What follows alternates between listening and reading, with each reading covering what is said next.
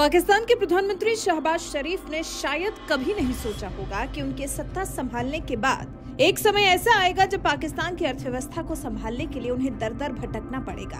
पाकिस्तान के हालात को संवारने के लिए कटोरा लेकर घूमना पड़ेगा। उसके बाद भी कोई मदद के लिए आगे नहीं आएगा। लेकिन ऐसा ही हो रहा है पाकिस्तान के साथ। पाकिस्तान की आवाम है परेशान। पाकिस्तानी सरकार के जैसे निकलती जा रही है जान। कितना आवाम पर बोझ बढ़ाएं, कितना टैक्स लगाएं, कितने खर्चे कम करें और कैसे करें, ये पाकिस्तान सरकार को समझ में नहीं आ रहा है। तो ऐसे में एक जो काम शहबाज सरकार ने किया है वो ये कि अपने मंत्रियों के ऐशो आराम पर पाबंदी लगा दी है। जी, मंत्रियों के वेतन भत्तों सब में शहबाज सरकार ने भारी कटौती कर डाली है। मतलब आप समझ लीजिए पाकिस्तान की कंगाली की इम्तिहान। पाकिस्तान के मंत्रीगणों पर भी अब पड़ने लगी है महंगाई की मार, जिससे बच पाना अब नामुमकिन है, क्योंकि दिन ब दिन पाकिस्तान की हालत और ज्यादा खराब ही होती जानी है। हालांकि चीन ने पाकिस्तान की हालत को देखकर थोड़ा सहारा देने का प्रयास किया है, लेकिन उससे पाकिस्तान में हालात कुछ सुधरने वाले नहीं हैं। तभी तो पाकिस्तानी प्रधानमंत्री शहबाज शरीफ ने घोषणा की कि सरकार के मितव्ययिता उपायों के तहत संघीय मंत्रियों, सलाहकारों और सहायकों को वेतन और अन्य लाभ नहीं मिलेंगे।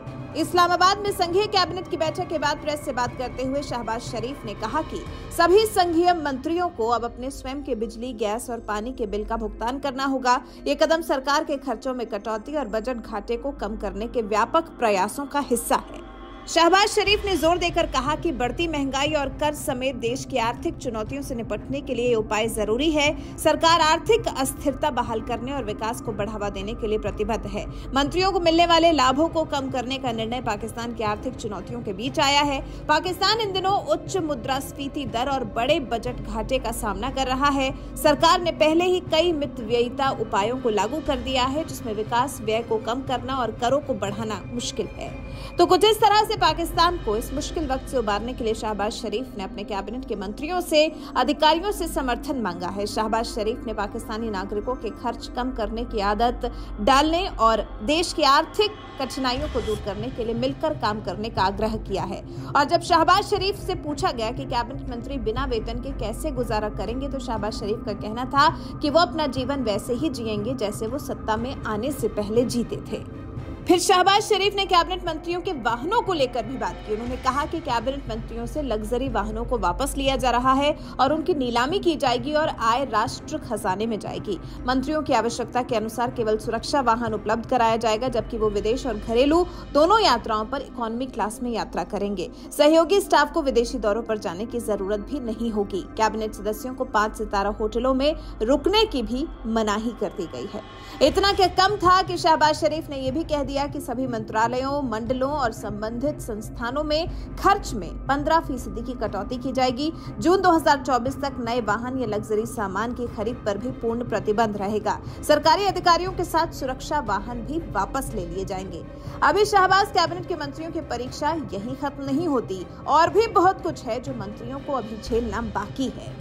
सरकारी आवास बेचे जाएंगे, नाश्ते में सिर्फ चाय और बिस्किट। कड़े प्रतिबंधों के साथ कैबिनेट के मंत्रियों को शहबाज शरीफ ने यह भी कहा कि शहर के केंद्रों में सभी सरकारी आवास बेचे जाएंगे।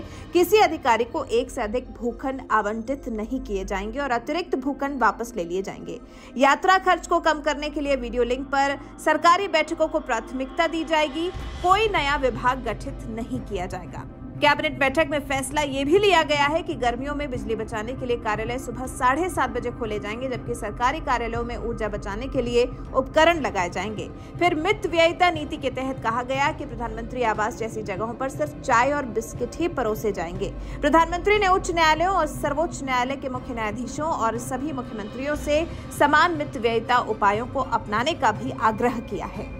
कुल मिलाकर ये शहबाज शरीफ सरकार ने बहुत बड़ी पाबंदी लगाई है, बहुत बड़े खर्च को बचाया है, लेकिन परेशानी की बात यह है कि पाकिस्तान का इससे भी काम नहीं चलने वाला है। पिछले कई सालों में जो अलग अलग देशों से कर्ज लेकर पाकिस्तान ने मलाई काटी है, सरकार के मंत्रियों ने मलाई काटी है, ये उसी का असर है कि सब पर पाबंदी लगानी पड़ रही है।